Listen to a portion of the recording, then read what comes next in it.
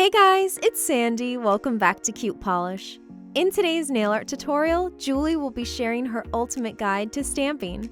This is the perfect 101 video for beginners to nail art stamping. We're going to be showing you guys all of the basics of how to use stampers, stamping plates, scrapers, and more. We're also going to be showing you guys more advanced stamping techniques such as reverse stamping and layering. Guys, if you're new here, be sure to hit that subscribe button for a new nail art video every week. And let's go over to Julie. Hey, it's Julie. Now let's get started with the video. So let's start by talking about what is stamping. Stamping is a nail art technique in which you use a metal etched plate and a silicone stamper to easily transfer designs onto your nail. You start by applying polish to the plate, and then you scrape off the excess and spread the polish into the etching, and then you roll the stamper across the image, and voila, easy as pie. But not all stampers and plates are the same, so let's look at a few options. For stamping plates, images come in extra large sizes for bigger nails and smaller sizes. You can also find small plates with individual images and not full patterns.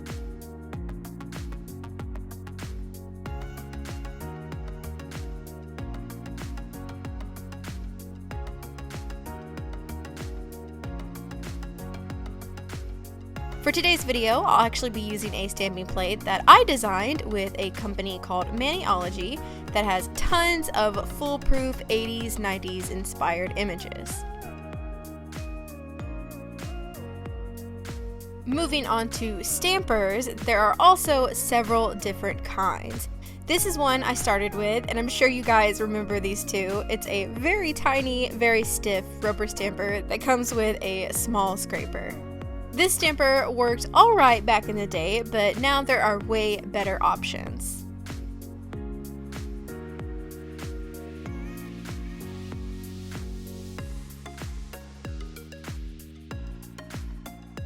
You can get a squishy marshmallow stamper, which is just that. It's a very squishy, almost sticky feeling stamper. This is good for people with curved nails because the stamper can completely cover the nail without needing to roll your hand. It's also good for full, intricate images.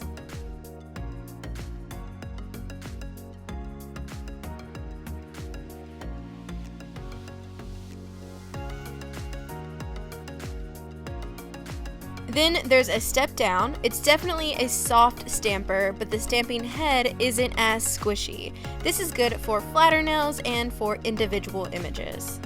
You can also get different sizes, like this mega one here, or even a rectangular one.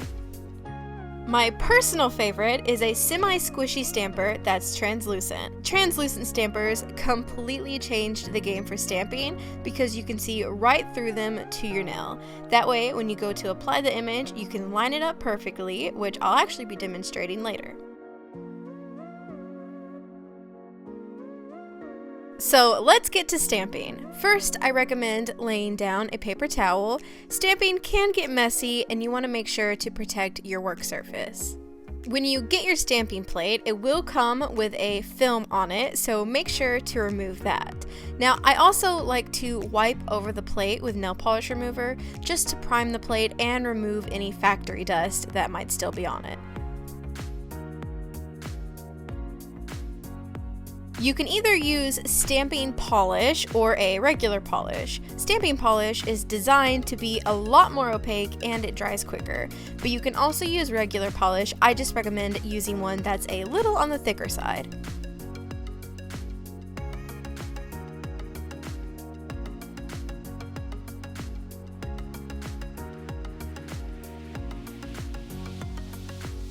Now apply polish to the image you want to use. I have the best result when I apply polish to about half of the image, but if you're using a stamping polish, you might need less.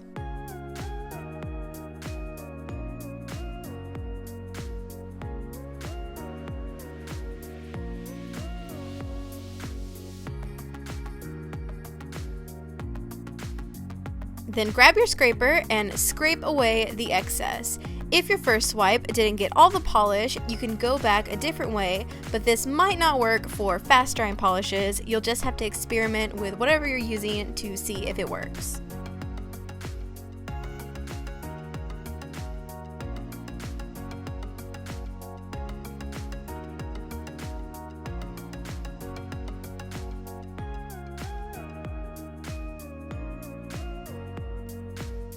Now gently roll the stamper across the image. Gently is key. Pressing down too hard won't pick up the image, and if you're using a marshmallow stamper, you might be able to press straight down to pick up the image. Again, you're just gonna have to experiment with what you have to see if this works.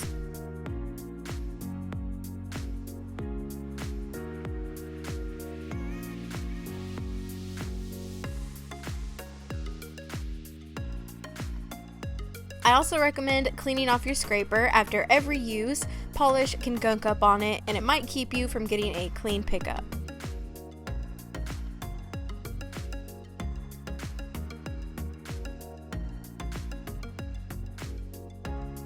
Now you have a couple different options from here.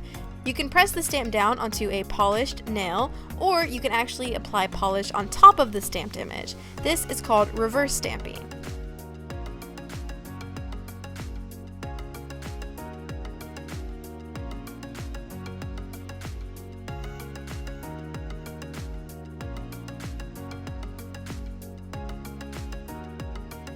You can then either let that fully dry to make a decal and you can peel it off, or you can press it onto your nail.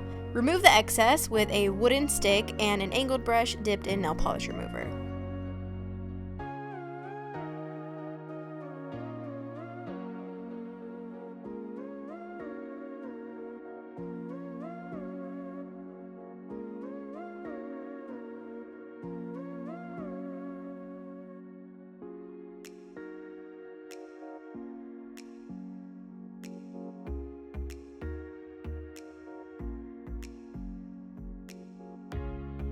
To clean off your stamper, use sticky tape to remove residual stamped images. Acetone could break down the silicone, so try not to use it unless the stamper manufacturer says you can.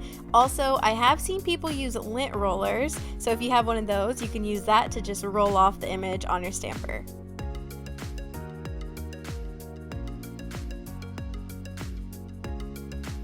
Stamping is a great way to be creative and try different techniques like layering. I'll be layering this half moon image over my nails.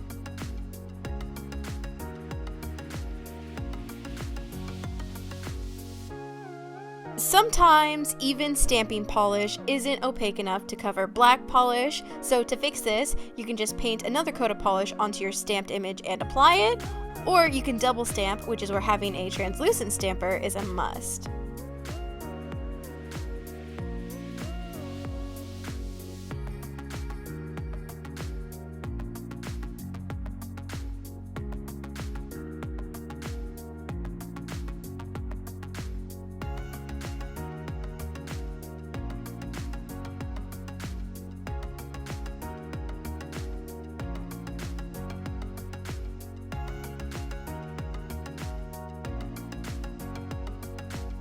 You can also use tape to remove any dried polish you might have on your skin, or you can sometimes just scratch it off with a wooden stick.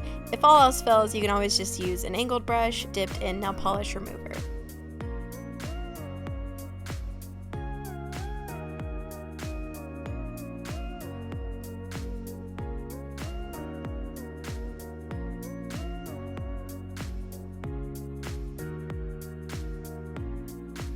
Finish by floating top coat over your design to prevent it from smearing. I recommend using a thicker top coat and just pull the polish across quickly, only moving the top coat.